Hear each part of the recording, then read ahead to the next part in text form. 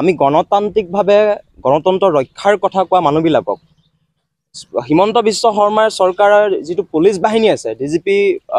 সিঙৰ নেতৃত্বত যিটো পুলিচ বাহিনী তেওঁলোকে আমাক আচলতে এক ধৰণৰ আচলতে এটা হেঁচা প্ৰয়োগ কৰিব বিচাৰিছে যাতে আমি কোনোপধ্যে কোনো কাৰণতে আমি যাতে কা বিৰোধিতা নকৰোঁ বা আমি আন্দোলন নকৰোঁ এই ধৰণৰ এটা অহৰ্নিশে আমাৰ ওপৰত এটা প্ৰেছাৰ এটা জাপি দিব বিচাৰি আছে।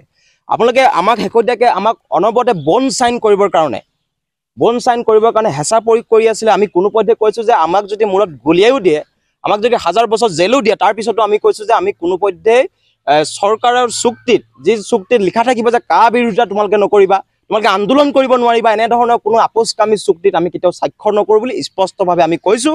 আৰু আজি DGPৰ অফিচৰ পৰা এটা পঠিওৱা এটা সজাতি দল গোলাঘাট আৰক্ষী থানাৰ পৰা অৰ্ধসামৰিক বাহিনীৰ সৈতে আমাৰ বাসগৃহত আহিছিল।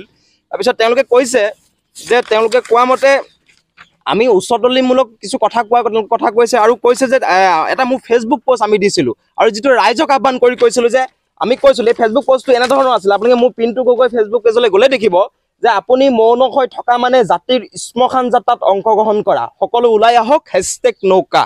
অৰ্থাৎ আমি অসমীয়া মানুহক আহ্বান জনাইছোঁ যে এতিয়া জাতিৰ দুৰ্যোগৰ দিন কা বলবৎ হোৱা মানে অসমীয়া জাতিৰ চিৰদিনলৈ এটা শ্মশান যাত্ৰা আচলতে হ'ব আৰু অসমখন চিৰদিনলৈ বিদেশীৰ বাবে ৰঙা দলিচা পাৰি ধৰা এটা প্ৰৱণতা বিজেপি আৰু চৰকাৰে আৰম্ভ কৰিছে। গতিকে এই ব্যৱস্থাটো আমি বিৰোধিতা কৰিবলৈ যাওঁতে আজি চৰকাৰে পুলিচ লগাই মানসিক অত্যাচাৰ কৰিছে আৰু ঘৰলৈ আহি আমাক হেঁচা প্ৰয়োগ কৰিছে যে এই ধৰণৰ কা বিৰোধী পোষ্ট ডিলেট কৰি দিব লাগে আৰু বন চাইনত তেওঁলোকে চাইন কৰাৰ এটা হেঁচা প্ৰয়োগ কৰিছে আৰু আন্দোলন কৰাৰ পৰা তেওঁলোকে বিৰত থকাৰ এটা তেওঁলোকে আমাক আচলতে ভাবুকি প্ৰদান কৰিছে। আমি চৰকাৰক হিমন্ত বিশ্ব শৰ্মা চৰকাৰক ক'ব বিচাৰিছোঁ, DGP মহোদয়ক আমি ক'ব বিচাৰিছোঁ আপোনালোকে যিমানে হেঁচা প্ৰয়োগ নকৰক, যিমানে অত্যাচাৰ নকৰক, আমাক পুলিচ লগাই আপোনালোকে মানসিক অত্যাচাৰ কৰক লাগে, আপোনালোকে জেললৈও যদি দিয়ে, আমাক যদি মূৰত গুলিয়াইও দিয়ে, তাৰপিছতো আমি ক'ম যে আমি কোনোপধ্যে আমাৰ অসমবাসী আমি কা নামানো আৰু কা বিৰুদ্ধে অধিক তীব্ৰতা আন্দোলন হ'ব আৰু আন্দোলন গাঁৱে ভূঞে হ'ব।